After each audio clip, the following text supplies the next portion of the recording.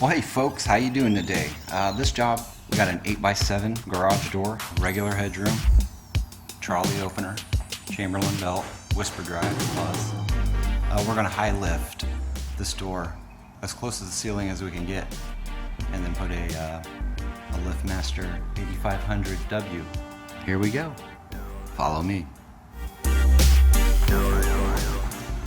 Well, here we go, guys. It's all finished, high lifted. He's gonna get an electrician to rerun the wiring over to the unit, so for right now it's temporarily stapled up there.